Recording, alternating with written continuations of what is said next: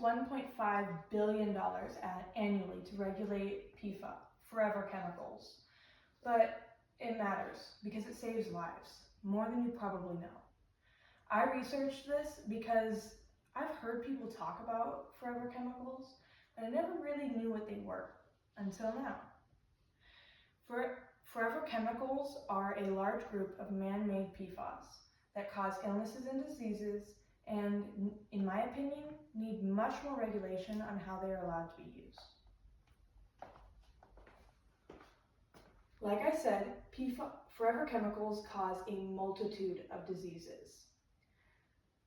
The ATSDR, or Agency for Toxic Substances and Disease Registry, wrote an article in 2024, Health Effects, PFAS Information for Clinicians, that explains some of the different diseases that can be caused by PFAS.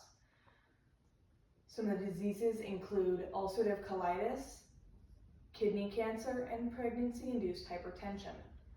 Ulcerative colitis causes long-lasting inflammation and ulcers in the inner lining of the large intestine.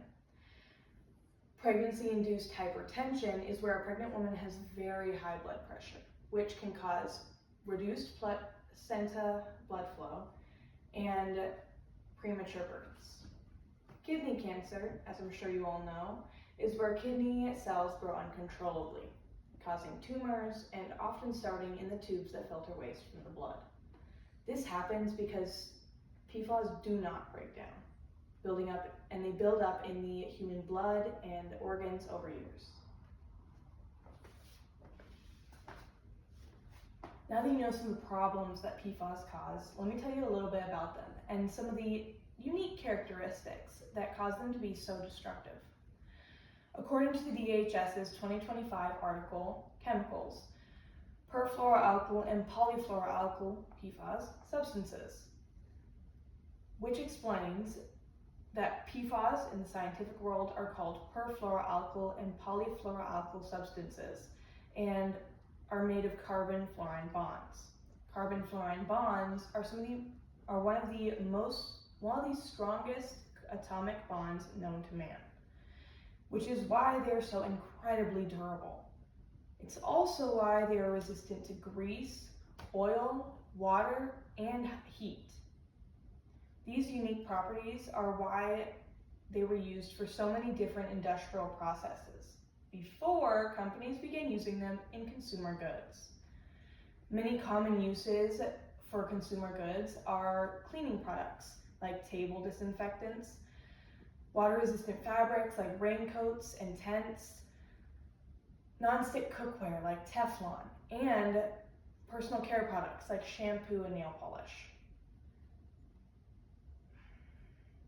Some ways you can actually ingest PFAS are through eating contaminated food, breathing contaminated air, drinking contaminated liquids, absorbing it through physical contact, or eating or drinking things that are packaged with PFAS.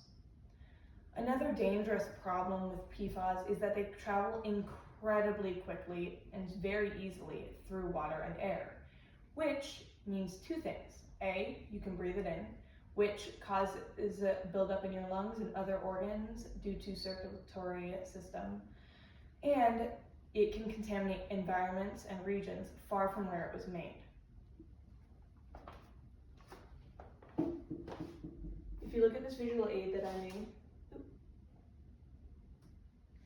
you can see that in 1934 to 1953, PFAS are discovered by IG Farben in Germany. PFAS are used by the Manhattan Project in atomic bomb creation. 3M begins making PFOA. Companies like 3M and DuPont start using PFAS in Teflon and Scotchware. In 1960 to 1984, companies start dumping PFAS waste. A DuPont toxicologist warns that PFAS need to be handled with extreme care. 3M does animal experiments and discovers that PFAS are incredibly toxic. Companies discover environmental contamination but stay silent due to the amount of profit they were making. In 1998 to 2006, A farmer sues DuPont for cattle deaths. His lawyer, Rob Bilott, discovers evidence of corruption in DuPont through the civil suit. The EPA realizes the amount of PFAS in the human blood could be harmful. The EPA invites 8 main manufacturers of PFAS to reduce contamination. In 2010 to 2020, 3,500 lawsuits are filed against DuPont, mainly in Parker's Good, West Virginia. The Pentagon reveals that hundreds of military sites are contaminated.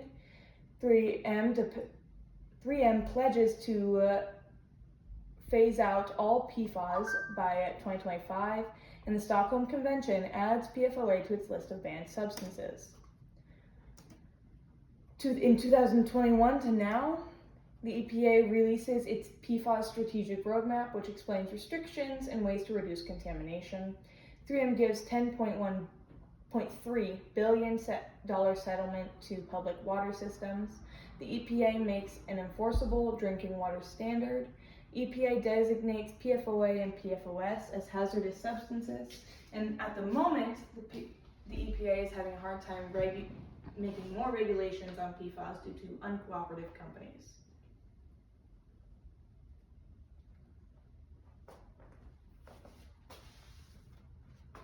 Due to these problems that PFAS cause, I think that we need to have much more regulation on how companies are able to use these forever chemicals.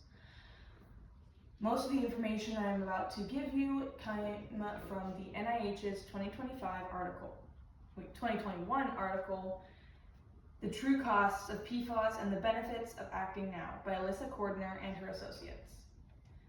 The PFAS industry claims that the chemicals' use in industrial processes and in consumer goods brings wide benefits, valuing the U.S. fluoropolymer market segment, or piece of the market, at $2 billion a year.